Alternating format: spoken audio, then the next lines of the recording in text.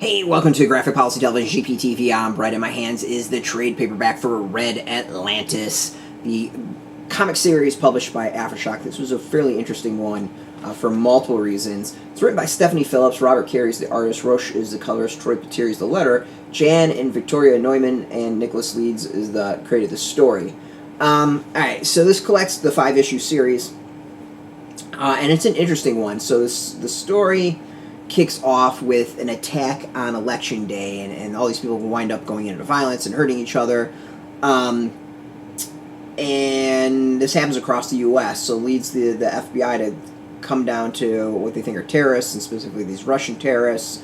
And then this journalism student kind of gets mixed up in this and winds up going on the run. It's this whole story of like espionage and treason and mind control, and just craziness. And you know, when I originally reviewed this, I said this reminded me a lot of the X-Files, and having gone through it again, it still reminds me a lot of the X-Files. It's there's something to it that I think really kind of nails home. It even has two FBI agents that you're kind of rooting for.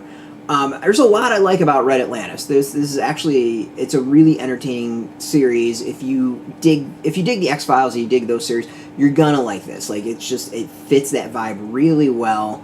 And you know, that just some of the more popcornish episodes, and like the X-Files, you just kind of have to roll with it. Like, it doesn't explain everything. There's a lot of gaps kind of in the story and the background of everything. But you just go with it. Like, there's stuff to it that's, I think, really interesting. And, you know, hopefully it's the start of something bigger. I'd love to see a second volume kind of exploring everything a little bit more, getting to more of the background motives of these characters, and just the history and all that. Like, there's so much that could be, like, mined from this series that would be really interesting and entertaining. But then again, like, it's a 5-issue series, and only can do so much.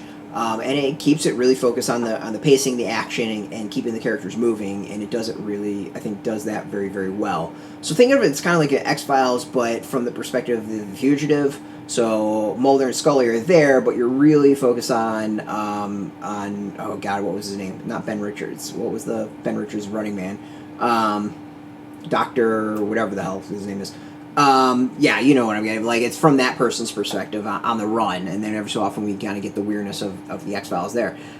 So yeah, I mean, it's good action.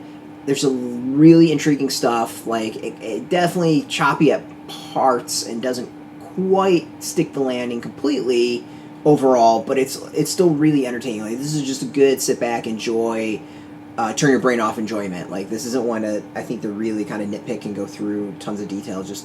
Just go with it. Just roll with it. If you're good with rolling with it, you're going to enjoy it. So, I mean, I like it. I'm not crapping out at all. This was just it's a fun read. It's just one of those, like, you know, critic. I got to kind of go into details and stuff like that. If you go into the details, you're probably going to find some issues with it. But, like, if you just go to read it and enjoy it, go with it. The art is cool. Like, I dig the art the whole time. I think it really fit the style of the comic well, and the series well.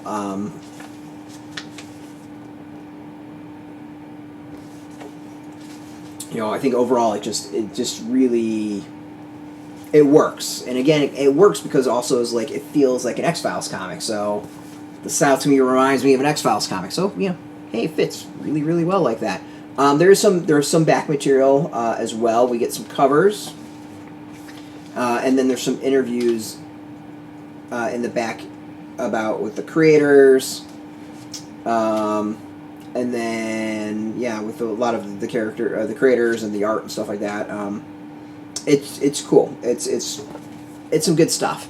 So yeah, if you like the idea of like psychics, Russian psychics, like destabilizing stuff, and the FBI agents trying to figure out what the hell's going on, pick it up. This is it's a fun read. Out now in shops. You can go get it from your local comic shop. We got a link beneath this video. Put in your zip code, tell the comic shops near you. No comic shop, no problem. We have some links as well. There are affiliate links, so we get a small percentage by doing the support our site. So thank you. Speaking of support, I want to thank AfterShock for hooking us up with the review copy, and of course, thank you all for watching. If you're into comics, if you're into AfterShock comics, check us out every single day at graphicpolicy.com. We're on Twitter, Facebook, YouTube, Tumblr, all at Graphic Policy, keeping it nice and consistent. So until next time, keep reading those comics. and keep it geeky.